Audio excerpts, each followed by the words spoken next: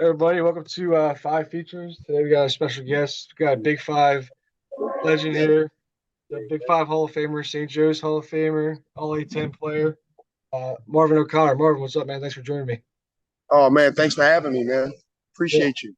absolutely. And this is a Big Five Philly podcast, and you're really a sort of a Philly guy through and through from high school, from growing up. And it seems like what I've seen from you is that you really enjoy this tradition, the Big Five tradition and stuff. So, how would you sort of classify like a Philly player if they have some sort of style or sort of culture around what it is means a Philly basketball player? I mean, we come with a blue collar grit to us, man, that you can't buy at Walmart, that's for sure. Um, it's just from being in the inner city, like I said, that just blue collar, that Kyle Lowry grit that you just have it in you. And that's a lot of times it's not about skill, it's about uh the will that you have to do things, and sometimes that gets you over the hump. Definitely. And like I said, I've seen you, post a lot about, your old playing days in the Big Five, and also that some other guys coming up you play with in the Big Five. Have you heard about this sort of new promotion that they're doing with this big new tournament? And I don't know if you had any thoughts about that at the Wells Fargo Center. Well, actually, I have. I mean, I'm at St. Joe's right now as we speak, There you and go. overheard the coaches talking about how that would be huge, just for the Big Five. The Big Five, unfortunately, in the last year or two, has been a little bit down with not having a team, not one team in 70 plus years to make the tournament. So I think that venue would be huge for trying to get the buzz back in the city. Yeah, for sure. What are you doing at St. Joe's? Say that again. What are you doing now at St. Joe's? I was up here working out some kids. I kind of do AAU coaching on the girls' side, Nice. and maybe 3 or 4 times a week I'm up here and working kids out and watching them grow, and just like similar to what somebody did for me. How are you as a coach? What's your coaching style? Oh, it's just that grit and that holding kids accountable, and it's a lot of yelling involved. But sometimes I forget I have a girl team, so I Yeah. have to relax.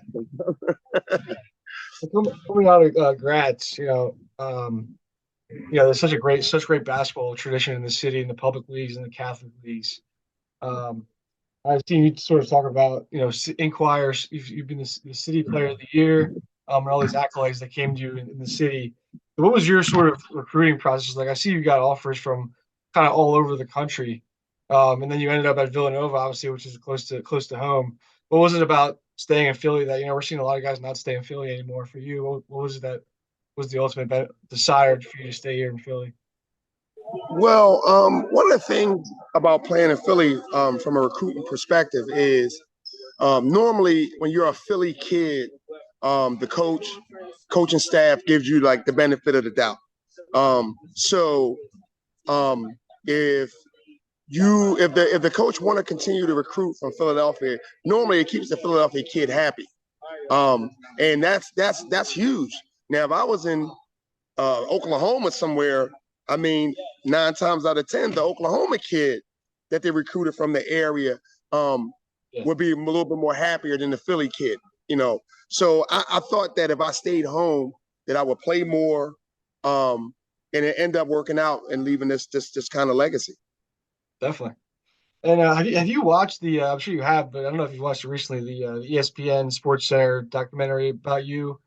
And I just want to see how you think that your story was portrayed in that, and how much validity was sort of in that from your story. I haven't seen it in some time, Yeah, but obviously I saw it, and it was, I mean, it was pretty on point. yeah, Just because I had a rocky transition yeah, with understanding college basketball and the business aspect of college basketball. A lot of times, us as high school kids don't understand that when you get to the collegiate level, you have to like reinvent yourself. Like nobody really cares what you did at that level. You have to like start over, yeah, and that was kind of hard for me to understand, because I'm thinking, listen, I'm a Philly kid, a player of the year. I'm thinking like I'm stepping into this role, and it's not like that. Kind of took me for a loop a little bit. But as you grow and mature, you understand your role, and you understand a lot. It's a maturation process. Yeah. Sorry, I got gas. And so you do end up at Villanova, and like you said, maturation process. But I think you might have lost. You said you sort of weren't getting the minutes that you maybe would have hoped immediately, and it just didn't really seem like the right fit for you. What maybe when you that decision of get a little So depressed or not feeling like yourself there. yeah. So coming out of high school, I didn't look at certain things. I'm thinking like, listen, man, I'm one of the top 50 players in the country. Yeah, like if I'm going to stay home, I'm going to the biggest show in town. But not looking at who's already there, not looking at they really run a motion offense. I didn't look at some of the details as a 17, 18-year-old kid that you should be looking at. That's your style of play. And I kind of didn't see that. And I kind of paid for it a little bit, just not paying attention to they have multiple sophomores that I could possibly be playing behind. But I learned from it. I was able to make a move down the street to be on the other side of the Holy War. And when I got here, I had a different type of appreciation because of what I just went through the year before. So it helped me a lot. Yeah, and you don't see that too much, especially nowadays. Even with all this transfer stuff, you don't see a lot of guys going from one Big Five school to the other. No, So you don't. that was pretty unique experience, and I think you're one of the rare guys, especially at your caliber, at your level, who actually made a move like that. Right. Yeah. So I guess we talked sort of about styles of play, and I think one thing that was harped on was that Martelli, he's a sort of more of a player's coach, and he allows players to really play the way that got them to that place, got them to St. Joe's. How much of a Martelli fan are you, and how much was his guidance helpful to you growing up in St. Joe's? Well, I'm a huge Phil Martelli fan, and one of the reasons why is because he allowed me to grow into a young man. See, one thing that you got to realize that when you leave high school for boys basketball, you're going to whatever university, but you're going to a men's basketball team, and that means a lot. So I mean, he treated me like a man. I was allowed to voice my opinion and things of that nature. Like, coach, I saw this, even if he disagreed with me. Yeah. He allowed me to grow. And it's not, so you have some coaches, it's like, yeah, just do what I tell you to do kind of thing. And I don't know. I don't do well in that, just run the play. And I'm like, well, no, hold on. Well, I saw this, or I was trying to do this. I was being aggressive on this play, and that's one of the things he allowed me to do, and others before me. Definitely. And I guess that was your sophomore year, huge jump. And you pretty much saw responsibility as far as scoring and producing right away. Was the pressure sort of there that first year at St. Joe's to prove that you're the guy after a sort of rocky start in your college career? Well, no, I don't think. I don't think at that point I had any pressure. I knew my role, and the thing is, when your peers are looking for you to score, like it just makes it that much easier. Like they're literally looking for me. Yeah. Like, yeah, so it's one thing about the coach looking for you to score, but when your teammates are looking for you, you knew that you had arrived.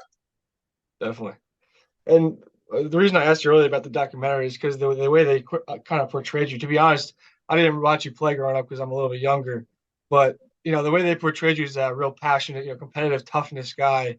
And do you think any of that gets sort of people sort of misjudge you for your passion for sort of being like a commander on the court and being tough and physical and sort of? Do you think you ever misrepresented that way or?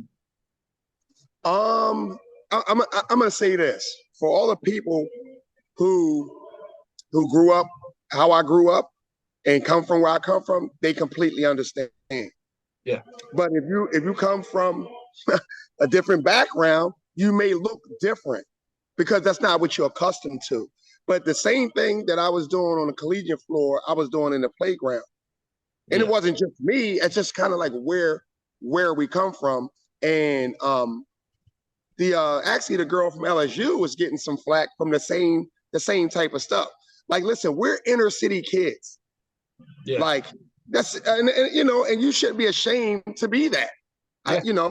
Yeah, I didn't grow up in the suburbs. I didn't have this beautiful lawn that looked like Citizens Bank Park. I didn't have that.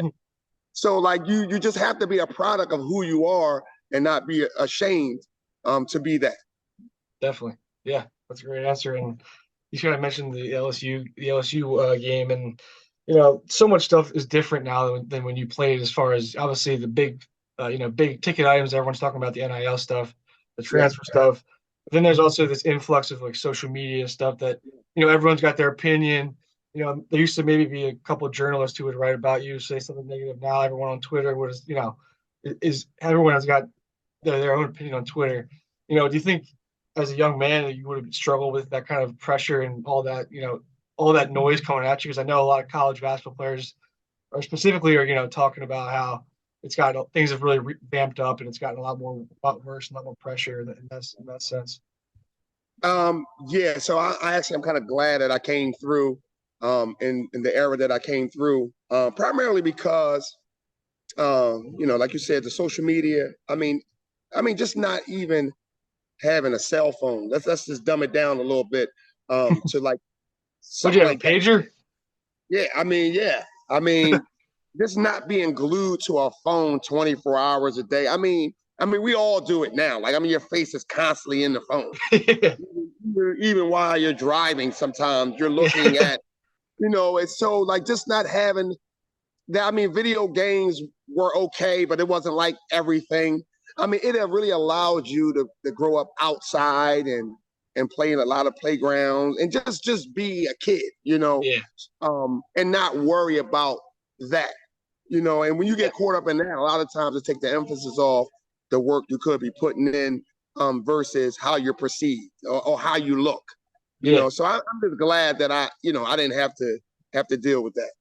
Yeah. You were just hooping back then. Yeah, And pretty much. and so a lot of highlight moments from your career from collegiate perspective. Obviously, the was it 19 points in how many minutes? So it was 18 points in 59 seconds. Yeah, that's actually crazy. I'm sure you talked about that a million times, but one last like sort of college question from your career was the Stanford game in March Madness tournament. Obviously, that's another one I'm sure you've spoken on about. But Right. Casey Jacobson, he said, I never heard of this guy. I never heard of St. Joe's. You go on just with 37, 29 in the second half on 75% shooting. Was it trying to get back at him on there, or is that just your time to shine on the biggest stage?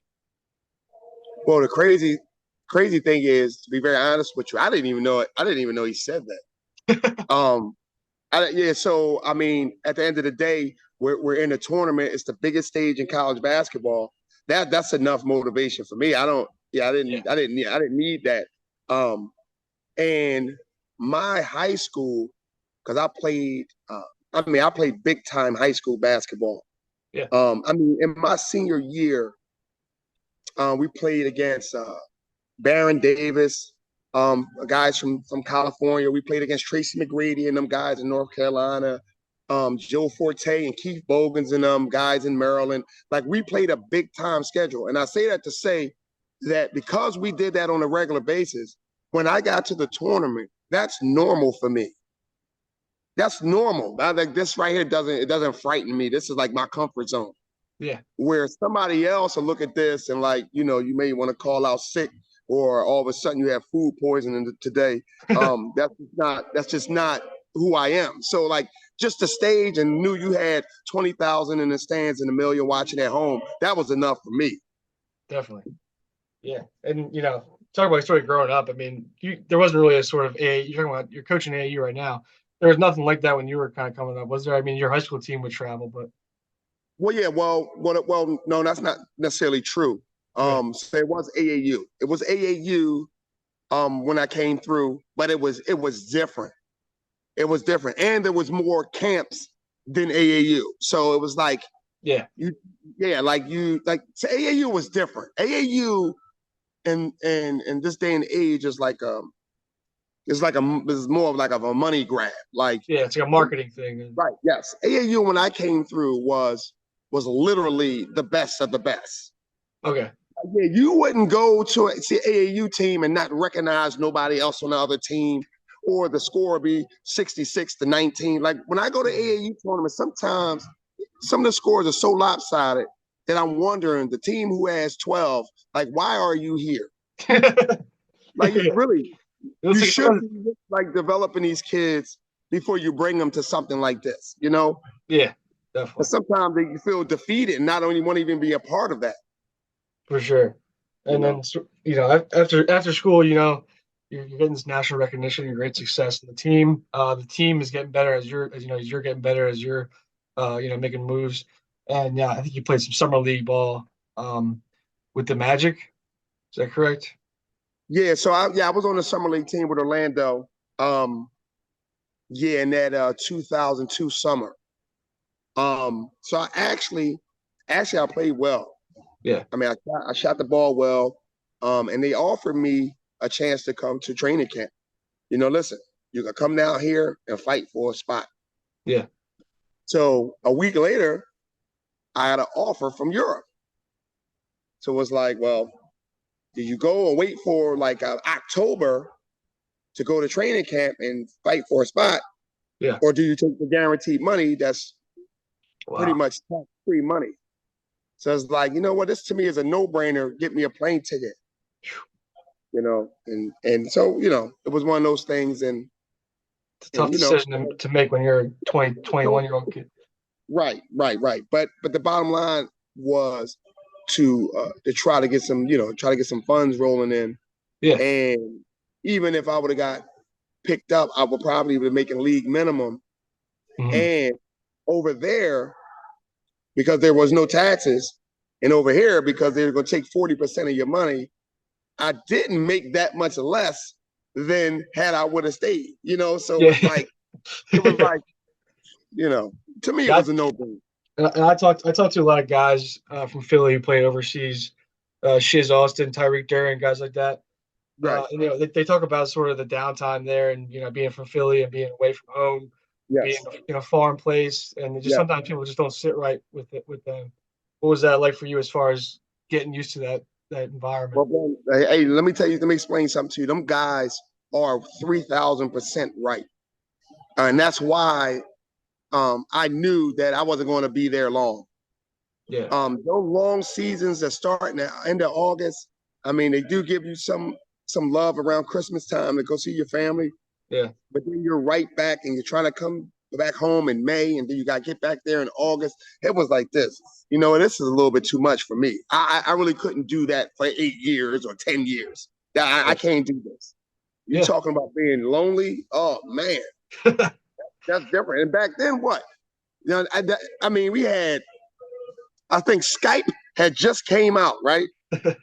That's Oh, when you could expert. actually video like this, right? That was like new. Yeah, So on your computer, right? I mean, now they have all these gadgets. So when you don't have to spend a fortune to talk to your family, but then you have to spend buying calling cards and thousands of dollars and calling. It's like, nah, this is too much. But the yeah. thing is the amount of money we made then is much larger than what they make now in Europe, and that's really the problem. Okay, You know, it, gotcha. it, yeah, from a European perspective, but from the NBA tripled, but the European market is not the same.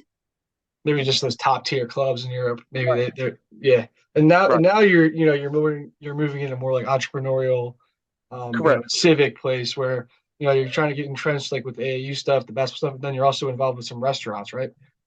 correct. I mean, I own multiple commercial properties in the Philadelphia area. A couple years ago, right dead smack in the middle of COVID, I opened up a cheesesteak place that's doing pretty good. Fresh Works. Yes. What's the best sandwich there? Just the OG cheese steak? Well, yeah. So I ain't gonna lie. I think so. We named a combination sandwich after the late Rasul Butler, good friend of mine. We have a Big Five theme. And if you ever come there, I mean, we have some of the South Philly greats murals on our wall. I mean, the Lionel Simmons, the Donnie Carrs, and the Pooh Richardsons. I mean, the older guys. We just want to get them some flowers, man. And but that Rasul Butler combo is a buffalo chicken cheesesteak with the waffle fry. That's a hell of a combination, bro. Oh yeah, there you go. Yeah, I actually saw that, and then that's kind of the reason why I'm doing this show is to talk to guys who people loved watching when they were at the Big Five, and then maybe they hadn't thought about that guy in a while. And go, oh man, Marvin O'Connor, that dude was incredible, man. He was the best guy to watch, and so I like the people of all ages, can really kind of get into that. And like, I watched that guy play, or if they didn't, then maybe check your tape out because you were a stud. Right. Oh yeah. And I appreciate that, man. But listen, I'm gonna tell you something. The guys from my era and some of the things I was able to do. I mean, again, just talking about 18 points in less than a minute. I mean, that's video game shit, bro. Like that's not something that you probably ever see again. Never. And just, I mean, listen, a Philly guy was able to do something like that. Well, you know when I knew it was official? So Bill Walton was doing a game. We were playing Georgia Tech. And Bill Walton said, yeah, this Marvin O'Connor kid, I mean, just last week, he scored 18 points in less than 1 minute. And then he followed it up with this. He said, man, even Will Chamberlain didn't do that. Wow. I said, damn. That's a clip right there. I got to find that. I said, man, maybe that's official. That's official. Well, Marvin, I appreciate it. You watching, you sort of locked in with St. Joe's Hoops still? You still watching those guys? Yeah, I'm a St. Joe's guy. So I'm, we're down. We're down. And we got some kids coming in and Billy Lang is trying to do some things here. And I'm trying to help out even with some of the local recruiting, Awesome. Try to help them build this thing back up. Yeah, I mean, some Philly guys coming in. It's tough. So, yeah, I'm Philly. I'm a St. Joe's guy through and through. Whether we got 20 wins or we got 3 wins, we're going to try to figure this thing out. That's awesome, man. I appreciate you making the time to come on the show and talk to me. And you're a really funny guy. And, I really appreciate you coming on. Yo, man, thanks for having me, man. Yeah, have a good one. All right, talk to you. Yep, thanks, bye.